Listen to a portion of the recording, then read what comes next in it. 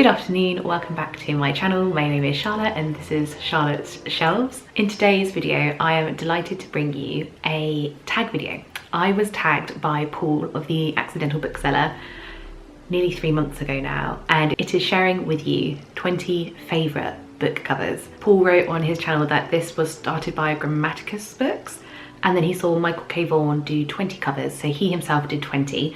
I think I've got about 14 that I want to share with you today, and I've picked them for a variety of different reasons. Some are simply just for the aesthetic, or because a book has a particular meaning to me, or the artwork used on the cover has a sort of personal resonance. And I've also picked a real range of books. We have got some classic books, some lit fics, some poetry.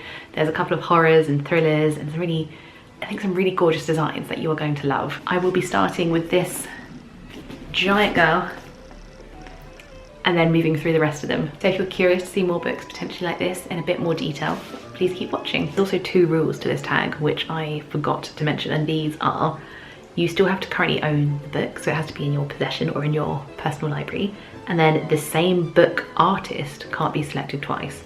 I don't think I'm going to have that problem. The books I've chosen are quite wide ranging.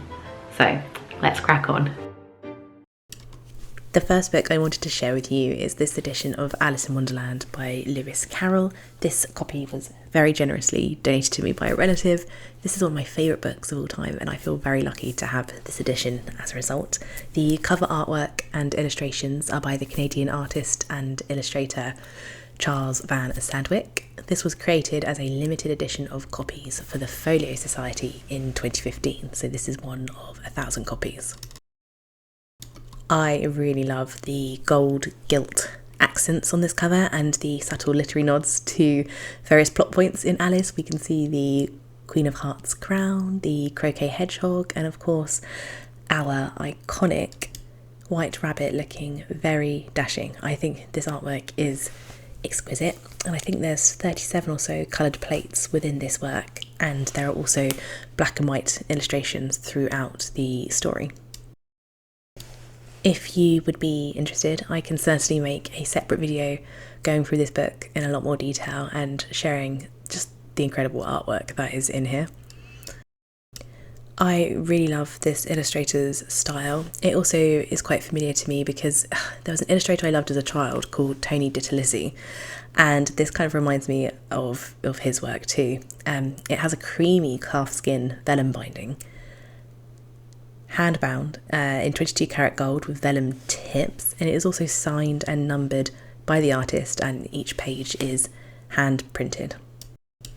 One of the things I also love about this is the artistic style. I feel like these images are very close in tone to the fantastical and nonsensical style of Tenniel's original illustrations. They feel traditional, they don't feel blisteringly modern. They feel warm and characterful, they're evocative, and they somehow blend that mix of traditional Victorian aesthetic, like in the Tenniel illustrations, but there's still that playful irreverence. They still carry the mischief and the strangeness, and they make me feel that this copy is both timeless and still delightfully unhinged. Like, Alice in Wonderland is such a crazy book. The Southern Book Club's Guide to Slaying Vampires. This was my first Grady Hendrix, I think, and I loved this cover. It really stuck out to me on the shelf, and I really picked it up because I liked the almost historical botanical style sketching of those peaches, the warm colour of the flesh, and that fruit, and how it's contrasted with a really stark black background. It is such an arresting pairing, and also those little pops of lime green. I think it's incredible, and these peaches look full and ripe and sensual, and we know this is a horror book about vampires, and I think that's quite a playful dichotomy of the flesh of the fruit twinned with this vampire lore about taking a sort of bloody, juicy, oozing bite. And when you tilt the cover in the light, you can see that the blood on this artwork is laminated and shiny compared to the rest of the book. The rest of the cover is matte, and it adds a real distinction and a visceral sheen to those bloody droplets. This is published by Quirk Books, and the cover artwork is by Liz Wheaton, and the interior design is by Wally Rose Murphy and Dan Funderburg.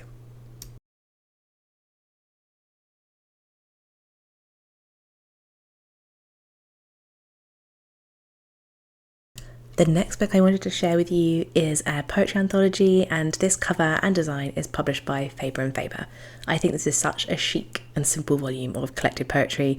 Like the previous book, I love the contrast between a sort of matte black background but with pops of colour, like on the tulips we can see here. They are vivid and gorgeous. I love these black sprayed edges as well, and the continuation of that simple tulip design on the side. This is a really beautiful, thick, heavy book, and it feels good quality. Like the paper is wonderful as well, and the dust jacket feels really nice, and that sort of design paired with the simplicity of it all, it just feels really chic. And this is an example that sometimes less is more. I wasn't able to determine who the artist or the designer as such was for this, so if you do happen to know, please let me know in the comments.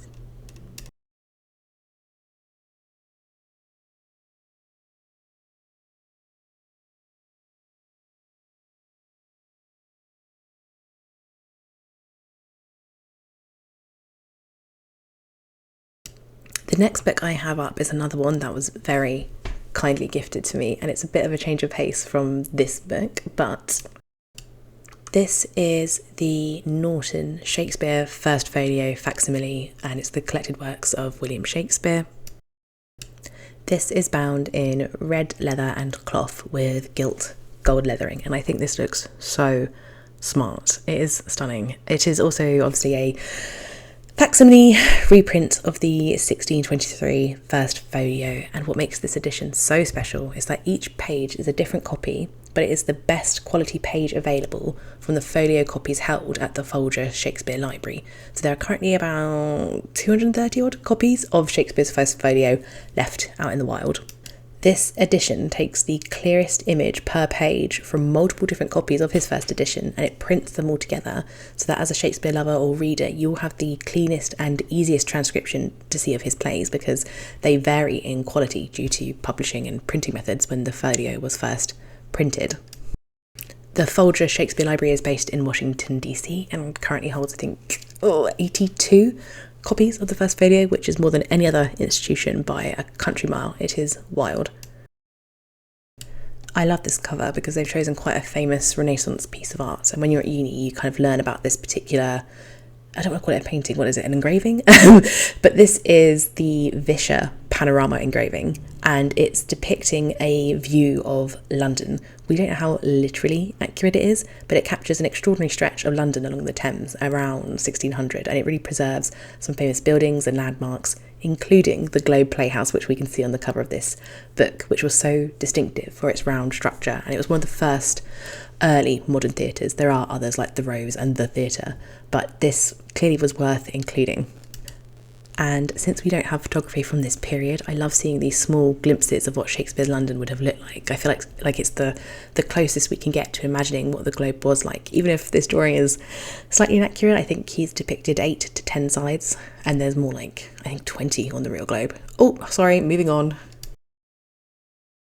I could talk Shakespeare all day, but here we are with another beautiful book, which is The Safe Keep. I just thought the design of this was sublime. I'm so drawn to this dusky, pale pink cover, but with these creams and tans and brown, these sort of murkier textures. I think this cover artwork is also really enigmatic. I'm really drawn to this sort of period house, all these doors, all sort of a long corridor, sort of opening into each other, like there's secrets enclosed within the rooms or behind those doors. And also originally I thought this was a photograph, and I didn't realise it was a kind of piece of hyperrealism. It's actually a painting, and it provokes in me so many feelings. The artwork is by a contemporary French artist called Anne-Françoise Coulumier, and it has these really iconic Dutch Delft white and blue tiles inside it, because it's also set in the Netherlands, and that's kind of where that artwork originates from. I really love the design for this. I think it's so tastefully done. It's also published by Penguin Random House, and I just had to include it because I think it's such a classy, gorgeous looking book. We have Out There Screaming by Jordan Peele. This is a horror anthology, and I saw it a couple of years on the shelves of Waitrose, and it was new, released, and I just saw it and it was striking to me. That cover instantly jumped out at me. The title of it is so bizarre. I think it looks like it's scrunched tinfoil, and it's kind of got these shiny iridescent pieces that kind of lift it from the page. I'd be curious if you think the front cover kind of looks like a face, and that looks like red, bright red flesh kind of peeping through, if those are like the eyes and the mouth of this. And I wonder if that's a nod to the out there screaming. I think it's such a strong design. And then within the dust jacket, there's also these red and black eyes peeping through, and it's this really repetitious but creepy and cool print, and it kind of matches the theme of this book. It's published by Picador Press with Random House Publishing. I think this was in 2023, and the cover artwork was designed by Janae Nichelle Frazier, and the artwork was by a contemporary American artist called Arnold Kemp. But those eyes just look so cool. They're also so creepy and scary, and to me they kind of look shocked or awed or horrified. They don't look like they're resting naturally, do they? This was one, like I said, I rarely buy books brand new as well, but this was one I saw on the shelves and it just jumped out at me. So clearly the branding and design is very effective as a horror lover to make me purchase this.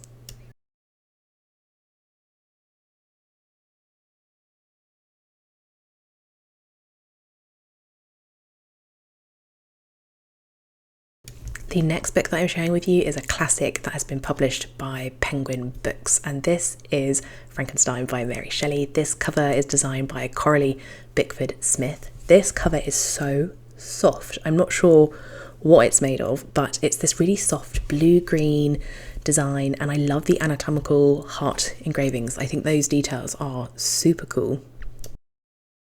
If you're someone like me who has to look with their hands and touch things, it's got a really nice sensory texture because the leather is kind of engraved, it's kind of carved out, and I love the print that's wrapped around the front, the spine, the back, and those little silvery pops. They just add such a nice accent to this design. I also think the anatomy detailed imagery is evocative of the scientific and medical training of Victor Frankenstein, but also the nature of this novel and the subject matter, creating a monster from organs and body parts and pieces. I think it's a good nod to that too. The front quote says, "The world was to me a secret which I desired to divine." And then there's also another quotation on the back, and they're good. They add that extra intrigue. Like if you were picking this up for the first time, you would think, what is that in reference to? I think it's such a lovely design. I just think that silver just really adds something. Like it's quite classy, even though technically a raw beating heart could be quite goth.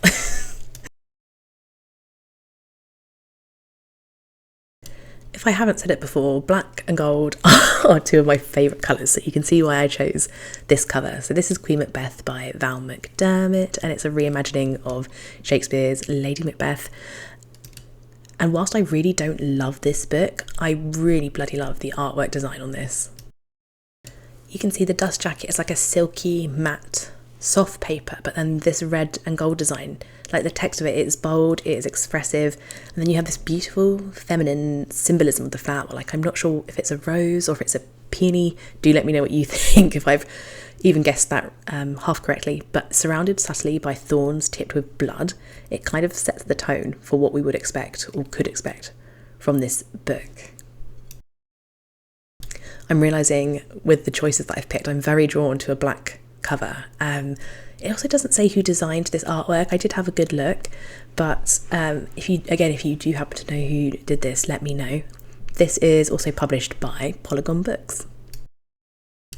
I had to include The Hours by Michael Cunningham because this is probably one of my top 3 favourite books of all time. So this cover is meaningful to me, even if it doesn't seem perhaps remarkable, because it is my absolute favourite and very beloved by me. I've had this version and this cover for 20 plus years, and I think this is such a classic and timeless design. Like it hasn't aged, I don't feel, at all. I feel like the font choice is contemporary but quite ageless, and it's a very minimalist cover, but to me it's engaging. There's a touch of mystery to the portrait of the woman and this monochrome colour scheme. I think it's exquisite. I cannot stress that enough. The author's name on the cover is slightly textured and gilded and kind of raised, and it gives it a subtle sort of silvery pop. It's published by Harper's Perennial, and the cover photograph is by a German portrait photographer called August Sander. This is The Wasp Factory by Ian Banks, and it's a special edition hardback for the 40th anniversary of this book. A lot of Banks's works have this artwork and style consistently used, with this sort of stark black, white kind of theme, and this was originally designed by a British artist and illustrator called Peter Brown. And this particular edition was published in 2024 by Abacus. The book itself is just one disturbing, gets under your skin, creepy little book, and some of the images on the cover are kind of nods and again sort of set the theme and tone for what to expect from this work. I think the artwork does a good job at matching the sinister and kind of foreboding energy that is present in this title, and I really like that the entire dust jacket again is black and white, except for the spine, where we see this small, glossy, full colour drawing of the wasp in yellow and black and brown. I think this artwork is also very recognisable for fans of Banks because it's been used across all his works, as I've already said, so whenever I see this font or text or artist style, I know it's him right away. This is a collection of Christmas stories by Charles Dickens. This was gifted to me by my bestie and I love it. It is complete with original illustrations from his works, and the cover is glorious. It's so festive in that red and gold. I love the gilt detailing and this fabulous font. We can see those little snowflake details, little poinsettias, and it's quite romantic, and they have chosen some really iconic images of Scrooge and characters from A Christmas Carol, and I think this is beautiful. I really like the sprayed edges as well. We've got little holly and berries, we've got a lot of traditional Victorian illustrative artwork going on throughout it, and we can also see Mr. and Mrs. Fezziwig on the end papers, as well as the ghost of Christmas Present. I think this is such a gorgeous edition. This was published by Arcturus Books, and the artwork and illustrations are by Victorian famous artists of the day when this was first published. So you've got John Leech and also John Tenniel, who is also known for the Alice in Wonderland illustrations.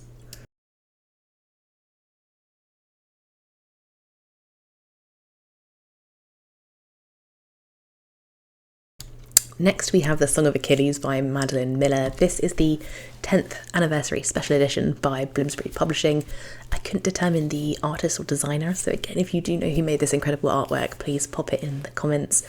This is another very pretty hardback. I have shared this a couple of times on my channel. I love this bright turquoise colour. It's so unusual to a lot of books that I own, and it really stands out on the shelf. I like the gold gilding and those delicate leaves that are on the cover, and we've obviously got the weapon of the bow, and there's a sort of heart shape to it. It is stunning, and this artwork does not give a lot away.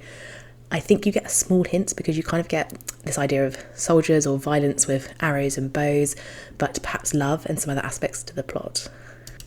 I think the design is ultimately discreet. I own 3 other Miller works, and they all kind of use the same style of font and design, and that's become very recognisable to me and synonymous with her as an author. I also think these end papers are very pretty. This is The Future by Naomi Alderman, a really great apocalyptic dystopian novel. This bright orange cover is engaging and really draws the eye in. The cover is 2 animals overlaid, and it's the outline of a rabbit and a fox. They are symbols that are used within this book, but also a metaphor, and they contain some of the integral aspects to the plot. This is also used as chapter heads throughout the book.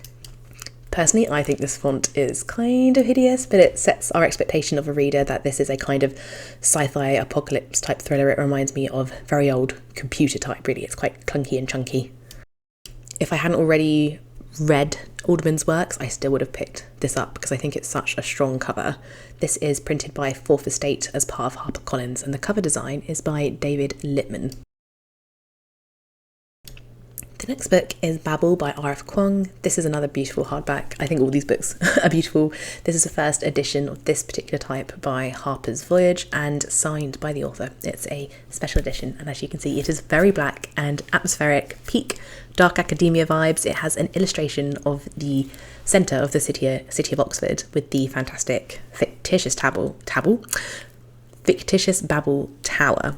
It just ticks so many boxes for me aesthetically because it's dark, moody. I kind of like the traditional font, but just those black sprayed edges. I actually think I loved the design of this more than I loved the substance of the book, but I think it gives you a lot of information about what's inside it too, like from those drawings. This drawing was actually designed by an artist called Nicolette Cabin, who is a London-based illustrator, and the internet says that she specialises in hand-drawn maps of actual and imaginary worlds for books and for bookend papers. So much of this artwork looks, again, kind of Victorian, kind of like an engraving print almost. It's very traditional looking. I think it's stunning. And our final book is one that is extremely special to me because it's also one of my favourites.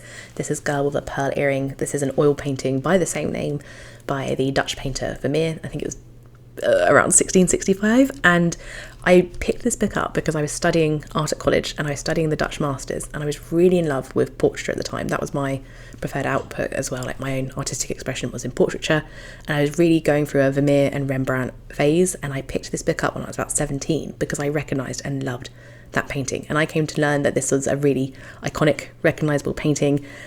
But I just loved how the light was captured delicately across the curve of that pearl, in the sheen of the slightly parted like lower lip, the fullness of her eyes, and it also started an adoration in me of the historical novelist Tracy Chevalier, who wrote this book. So whilst this beautiful painting drew me in, I'd never read a book at that point that reimagined artwork into literary adaptation. This book made artwork feel alive in a way that I'd never experienced. And Bo is also joining in, helping me film, just checking on the books. But this book's incredible and that painting is exquisite.